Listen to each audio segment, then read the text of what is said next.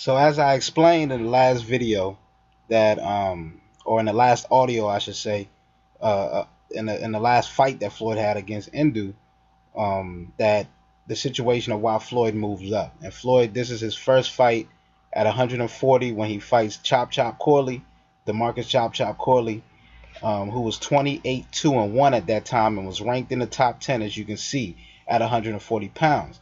Now, this was actually the first eliminator fight for Floyd, not just for Floyd, but for that weight class for the WBC title that Arturo Gatti had at the time.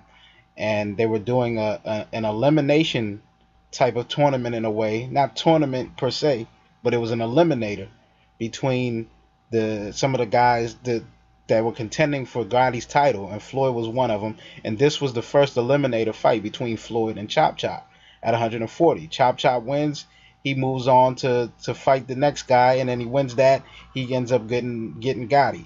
So this is what Floyd was entered into, and this was all to fight the champ Arturo Gatti. Now, Floyd won a unanimous decision after dropping Corley in the 8th and the 10th round.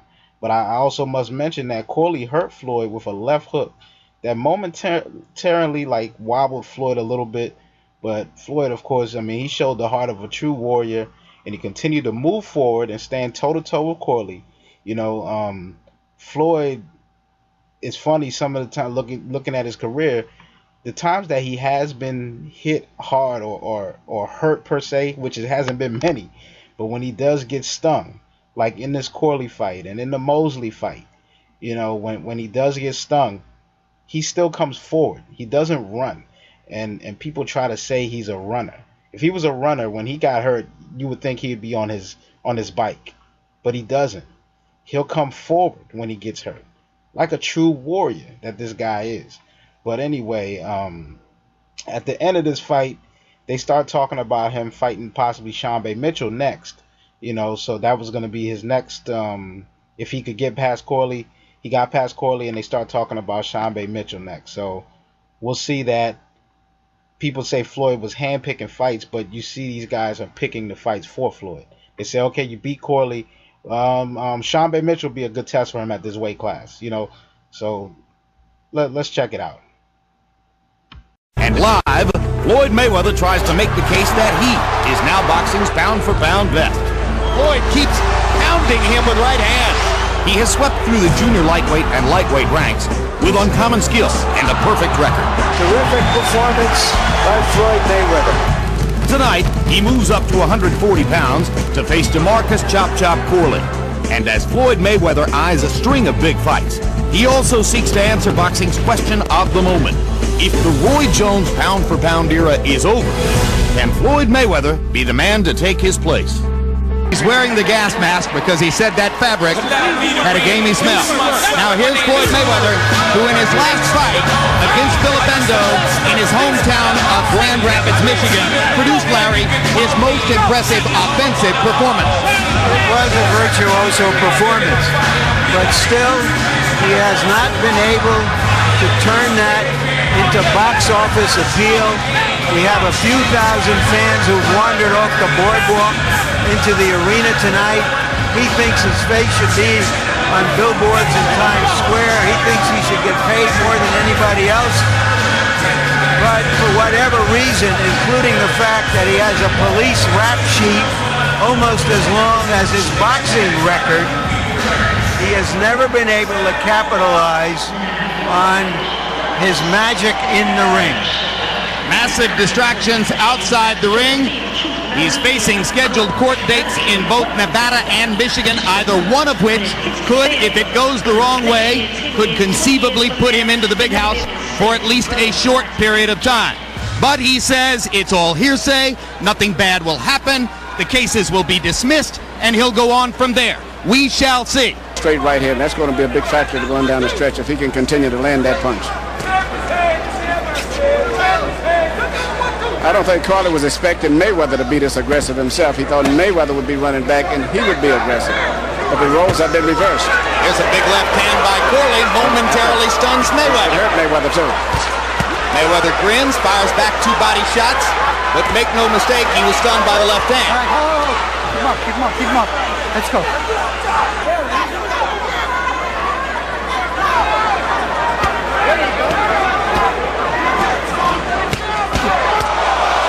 Boom! Big left hook.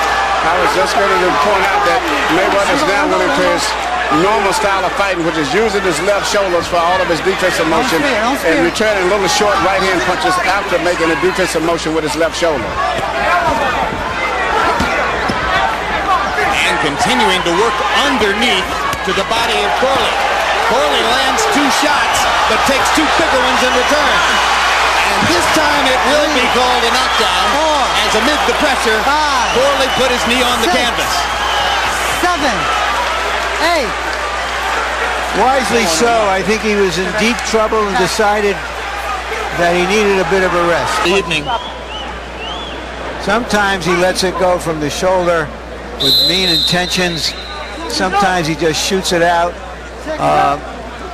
His quickness, that kind of a right hand is sort of a half jab, but he has a lot of weapons in his arsenal. And again, to repeat the point that Emmanuel has made several times, such remarkable accuracy on his punches. Left hook floors Corley, right in the center of the ring. Everything was short. He just locked his arms up and twisted the punches off. Never had to reach and throw anything wide. Perfect craft and perfect technique. And Corley couldn't see the punches because they were so short. What he wants is to be the biggest attraction in the sport. What he says right now is, I'm the most talented fighter in the sport. I ought to be the best paid. Well, then he should have been a golfer, where the guy who finishes #1 gets the most money. In this game, it's the guy who puts the most behinds in the most seats that gets paid the most. And will that crowd appeal come for Floyd if he continues to win his fights? It's conceivable if he fights more big fights and fights this way.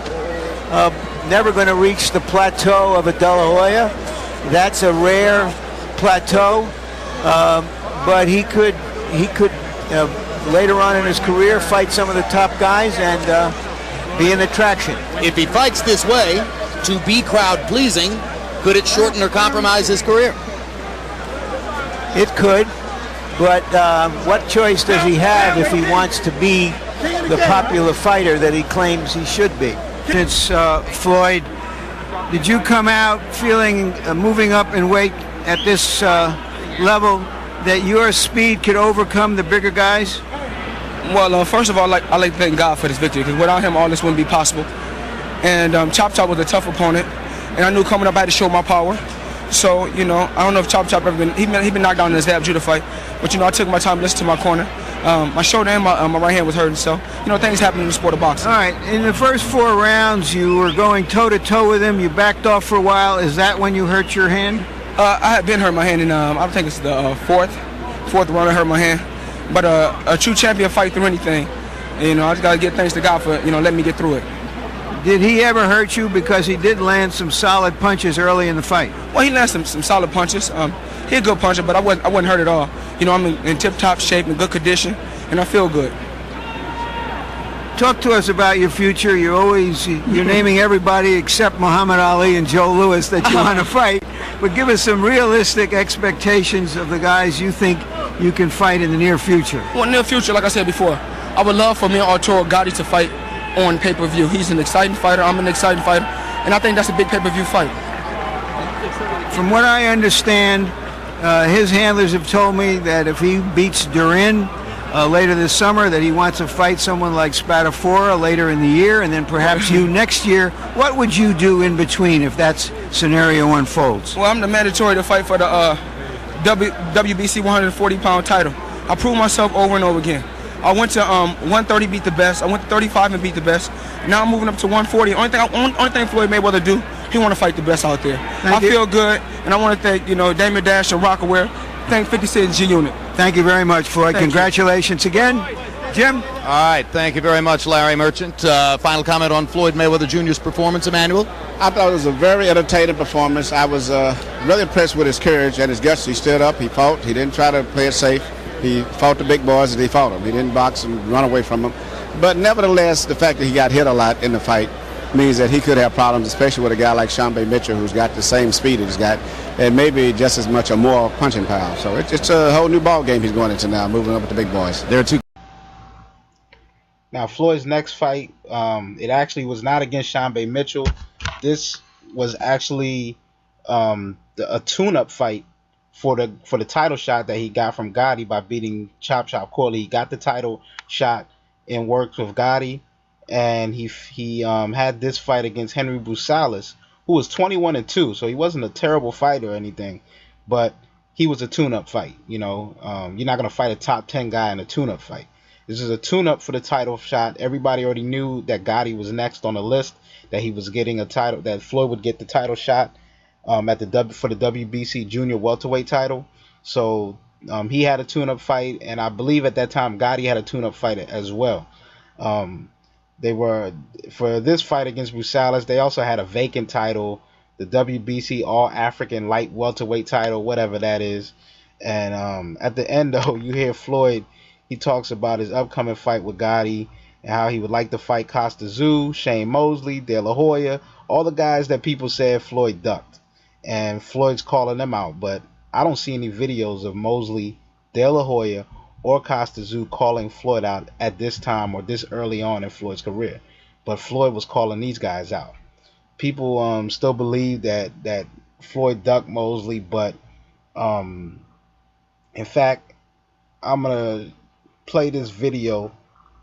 Just, you know, many people have probably seen it, but this will show you what I'm talking about right here. You know, Floyd was hunting for these guys and he wasn't ducking them. I don't think Mosley or any of those guys were ducking them, because I'm not one that believes boxers are afraid of fighting a guy. You know, I think people fail to ever, the fans a lot of times fail to put in the factor of business, you know, into the equation when these guys are negotiating. It's always business. These guys are prize fighters. They fight for money. And anybody tells you that they would fight for free is lying to you.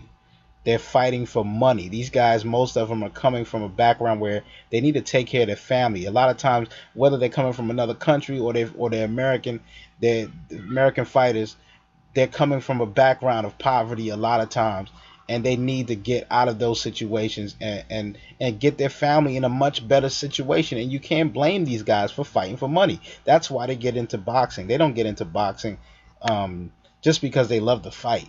You know, they do love to fight, but money is why they're going. This is their job. You know, so the business side of it comes into it a lot of the times, and people say, oh, this guy's ducking or he's scared or whatever. Nah, it's not just that. Okay, and this is not just something new today in boxing. This goes back in the history of boxing. I mean, you can look back. It was always a prize fighting thing. You fought for money. These guys fought for money, always. So, also, you at the end you'll hear Floyd talking about being willing to go to 147 and fight any of those guys. Then you hear Roy Jones also. He starts to talk about how Floyd possibly should fight Zab Judah, and that might be a good test for him. So you hear these comments, and then later on you see Floyd fight these guys, and people say Floyd handpicked them. Okay, but let's check this out. Oh, body shot. Finally! Sports! 30 seconds to go in the 8th round. Body shot with the left hand, and that right cross was just a little short. Marcellus goes down a second time. Well, I'm keeping my fingers crossed. It's a good fight next week. Arturo Gotti's a tough opponent. I want to fight the best they got out there. I would love to fight Costa Tszyu, Arturo Gatti, the best out there. And I hear that Shane Mosley is coming down to 147. I hear Oscar De La Hoya is coming down to 147. For Floyd Mayweather is willing to go to 147 and fight Shane Mosley or fight Oscar De La Hoya. Floyd mentioned Oscar De La Hoya, Shane Mosley, Costa Tszyu. I don't know if I were Oscar De La Hoya or Shane Mosley if I'd even want to give Floyd Mayweather a chance against me at 147 pounds. Well, because he had everything to gain and nothing to lose, and they would have everything to lose and nothing to gain. Exactly. So that would be really a dumb fight for either one of those guys, but you never know what happens in this game. Money talks, and you never know. If Mayweather were to get a chance to beat Costa Tszyu and do it, maybe he'd be a big enough star that the money would make it talk. That would be a good fight. I would also like to see him maybe take on a person like a Zab Judah. All right.